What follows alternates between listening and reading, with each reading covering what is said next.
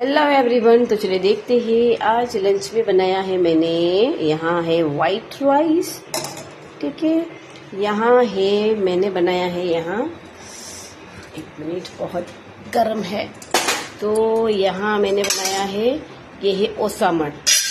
ये हमारा गुजराती टाइप खाना, ठीक है। तो આપણે કહીએ આને ઓસામણ, ઠીક છે। આમાં ખોપરું, ચટણી અને મસ્ત ઘીનો તડકો મારેલો છે, ઠીક છે। અને આમાં બનાવ્યું છે મેં દાળ, ઠીક છે।